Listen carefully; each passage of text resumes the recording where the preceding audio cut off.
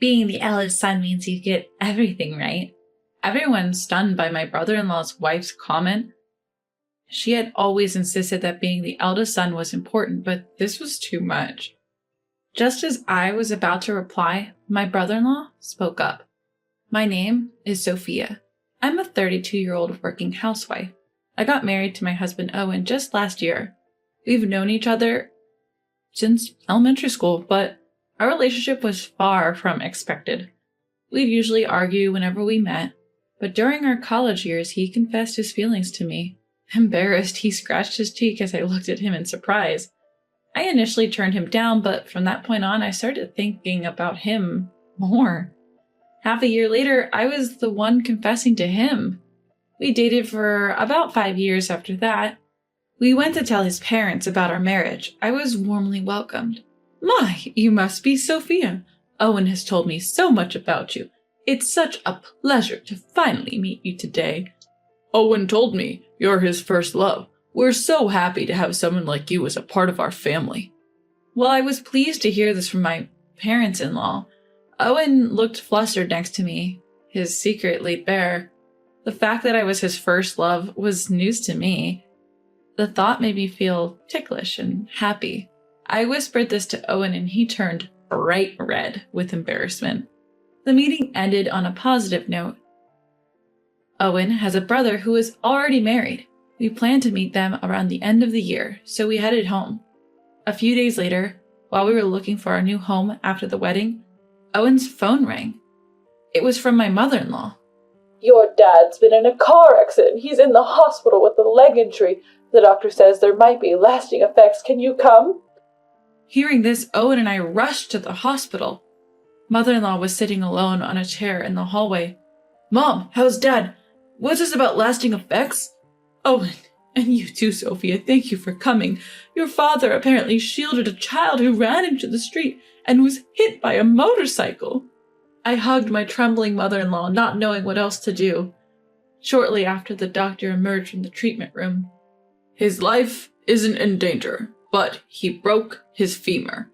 Given his age, even with rehab, we can't guarantee he'll be able to walk again. You should prepare yourselves for that possibility. We were all at a loss for words. My father-in-law is an active man. Even in his 60s, he's passionate about his hobbies, playing basketball, volleyball, and skiing. The thought of him unable to do any of this was devastating. My mother-in-law looked completely disheartened. However, when my father-in-law woke up, he was different. When we told him about his leg, he just laughed it off. If my legs help save a child, then it's all worth it. I might not lose the ability to walk completely. Even if I do, I'll face it then. I can still compete in a wheelchair, you know. I'm just glad to be alive. I swear, you're one of a kind, but you're right, it's a blessing you're alive. My mother-in-law's face softened, filling the hospital room with laughter. Just then, the door swung open and a flamboyantly dressed woman walked in. Behind her, a man with 3 children in tow also entered the room. Seeing my father-in-law, the man sighed in relief. Dad, I'm glad you're okay, but at your age, you should be more careful. Oh, Benjamin, you came, and you brought Emily too, thank you. The man called Benjamin was my brother-in-law. My husband resembles my mother-in-law, but my brother-in-law looks more like his father. When he noticed us, he nodded and introduced his children. You must be Sophia, right? Thanks for marrying my little brother. I'm his older brother, Benjamin. This is my wife, Emily, and these are our kids. Say hi, everyone. The children greeted us one by one. I returned their greeting, and the atmosphere in the room turned pleasant, except for one person who looked unhappy. Emily, my sister-in-law. I'm glad you're safe, father-in-law, but you can't use your leg anymore, right? We can't take care of you. We have kids, so living together is out of question. You're not going to impose on us just because he's your eldest son, are you? Nervously fidgeting with her freshly painted bright red nails, my sister-in-law, Emily, casually dropped her bombshell. The room's relaxed atmosphere instantly charged with tension. Look, Emily, don't worry about it. I have no plans to live with you guys. I'm doing fine, and we will go to a facility when the time comes. But wait, won't they charge us for that? Because, we're the oldest son's family. We also have the kids' education to think about, right, Benjamin? At Emily's rude comment, even my brother-in-law Benjamin seemed at a loss, nodding uncomfortably. My mother-in-law was visibly shaking with anger. I glanced at my husband and then spoke up. Hi, Emily. Nice to meet you. I'm Sophia, Owen's wife. Let me handle the situation with my mother-in-law. I mostly work from home, so if she stays with us, caregiving won't be an issue. We won't charge you just because you're the oldest son's family. Oh, really? That is such a relief. Nice to meet you.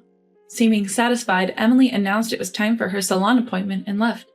All right, we should get going too. Sophia, please take care of Dad for us. Benjamin left the hospital room, taking the kids with him to follow Emily. What's the deal with Emily? She's unbelievably rude. Yeah, she just showed up about 10 years ago, already pregnant, and my brother married her shortly after. Even my in-laws didn't seem to know how Benjamin and Emily met or started dating. After they got married, they lived close to the family home. They'd drop their kids off and go out. But whenever they were asked for a favor, Emily always refused, complaining about them being the oldest son's family. But when it suited her, she emphasized that point. Mother-in-law, father-in-law, I wasn't speaking on impulse earlier. Owen and I discussed this on the way to the hospital. Right, Owen? Exactly. Sophia suggested it. We haven't settled on a place yet, and a house next door just went on the market. We're thinking of buying it and building a home that accommodates both families. It'll be accessible for you, and we'll cover the costs. Both my mother-in-law and father-in-law were delighted with our proposal. We quickly moved to secure the land. Luckily, both of us have stable income, so we passed the financial check easily. Soon after, we began plans to demolish the existing home and build a new two-family house. I suggested a design where we share the kitchen and water facilities. However, mother-in-law had some reservations. If we do that, selling the house later could be a hassle, or so I've heard. When we're gone, you won't need both parts of the house, right? It's better to have the option to rent it out. Also, we'll contribute financially, half of the down payment and half of the remaining mortgage. Put it under both Owen and Sophia's names. Owen will inherit it after us anyway, so it makes sense to keep it in both names. That way it won't be a part of any inheritance issues. Grateful for mother-in-law's thoughtfulness, we decided to build a fully separate duplex. While it was under construction, we stayed in an accessible condo. Living with parents-in-law was surprisingly stress-free, and every day was enjoyable. Just a few days before moving into the new house, brother-in-law's family showed up unannounced at the condo to visit father-in-law. Brother-in-law's wife, making herself comfortable, commented while sipping the tea I made. Hey, mother-in-law, isn't this a bit much? The house is a fully separate duplex, right? I've considered the same thing. What are you talking about? Sophia and Owen are building this for us. We have no plans to live with you now or in the future. You can't handle caregiving tasks anyway, so don't worry about it. Mother-in-law's explanation didn't seem to satisfy brother-in-law's wife. Not hiding her dissatisfaction, brother-in-law's wife started voicing her thoughts. Look, in the end, Benjamin will inherit the family home, right? Then it's obviously better if we live there from the start, and 5 bedrooms for just Owen and Sophia is excessive. We have 3 kids, and it would be just right for us. Our current place is too cramped, so it'd be a big help, right? So we'll take the left side, and mother-in-law can have the right side. By the left side, brother-in-law's wife meant the part we were supposed to live in.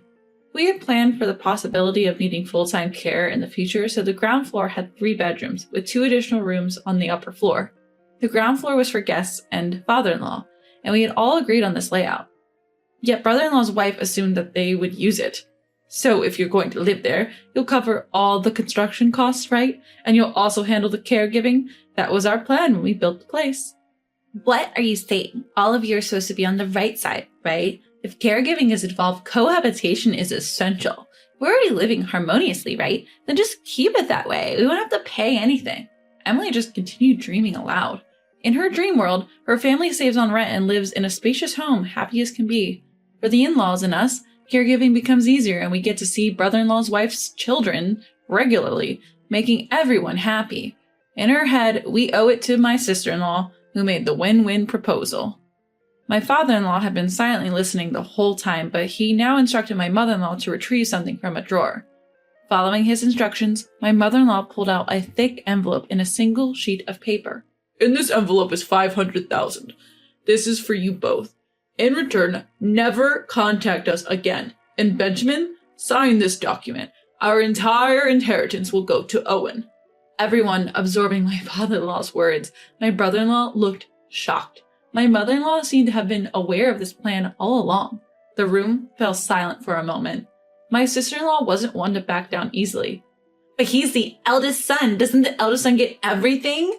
Everyone was stunned at her audacity. She always insisted that the eldest son was the most important, but this was too much. Just as I was about to retort, my brother-in-law cut in. Enough is enough. Not just with my parents, but also with my brother and his wife. I can't go on with you anymore. Let's divorce. Dad, will this signature do for announcing the inheritance? And I don't need the $500,000, but please don't cut us off. The kids love you guys. At brother-in-law's words, father-in-law nodded in agreement. Mother-in-law, with tears in her eyes, seemed to be okay with it too. For a moment, my sister-in-law looked dumbfounded, but she soon regained her composure and started shouting. Who do you think you are? Fine, let's get a divorce, but you'll pay me alimony in court. What are you talking about? You're the one who will have to pay alimony. My brother-in-law said, pulling out an envelope from a large bag. It contained a photo showing my sister-in-law arm in arm with another man entering a hotel. Her face turned pale at the sight of it. He continued, unfazed. I knew you were cheating for a while now. When I looked into it for the divorce settlement, I was shocked. Your affair partner didn't even know you were married. Even had an engagement going. He's really angry, planning to claim compensation in the divorce trial. What, you told him? You're ruining my new start. What? Everyone just enjoys bullying me? I won't forgive ruining my engagement. Facing his wife's sudden anger, brother-in-law handed her the divorce papers. If you give me custody and our savings, I don't need alimony or child support. I'm sick of your cheating and your spending. Please just divorce me. If you're that desperate for a divorce, fine, but don't come crawling back to apologize later. Live with your regret. With that, my brother-in-law's wife signed the divorce papers and left the house. Dad, Mom, and Sophia, and Owen too. I'm truly sorry for all the trouble caused by not stopping Emily. My husband comforted his apologetic brother and looked at father-in-law. We love our grandchildren too. We plan to help out with the kids. Exactly. To be honest, we made our decision thinking you and Emily were on the same page, but we see now that you're not. Yeah, I've been thinking. Maybe we don't have to go as far as disinheriting. At this, brother-in-law shook his head. He mentioned they'd already rented a nearby house and planned to get by mainly with the kids, relying on the family only when absolutely necessary, before leaving with the kids for an appointment with the lawyer. Afterward, brother-in-law and his wife divorced. The wife apparently sought support from her affair partner. However, the irate affair partner claimed engagement-breaking compensation. And what's more, they met at a singles event. She's now banned from that group after they found out she was married. Her strict family has disowned her for what she did. She came to plead with brother-in-law one more time. But the parents-in-law refused to tell her where he moved. Deflated, she trudged back home alone. My brother-in-law is doing well, starting anew with his kids. It turns out his wife wasn't much of a homemaker, but he and the kids have been managing the household just fine on their own. His kids are extremely well-mannered and responsible, and they're doing their best to support their busy dad. When they visit my husband's parents, they make it a point to stop by our place, and we've started cooking together. Lately, they even started calling me sister. As for my father-in-law, his post-surgery recovery is going remarkably well, and his rehab is right on track. He's regaining his ability to walk, and the doctors are surprised at his rapid recovery. My mother-in-law mentioned they're not planning on living with us for now, to which I replied, that's too bad. On my end, a year after we moved, I found out I'm pregnant. It's still early days, but when we told my husband and in-laws, they shed tears of joy. Since we had to postpone my father-in-law's get-well-soon party due to the move, we decided to combine it with a baby celebration. It might be a bit early, but their happiness makes me happy, so why not? My husband recently got promoted and received a pay raise. I'm mostly working from home and plan to work as much as possible before the baby comes. Because of this, we've made good progress on our mortgage payments. Truth be told, I'm actually looking forward to living with my in-laws in the future. When I shared this with my mother-in-law, she got teary-eyed and thanked me, which made me a bit bashful. We're all looking forward to welcoming this new life into our family, and I can't wait for all the joy and liveliness the future holds for us.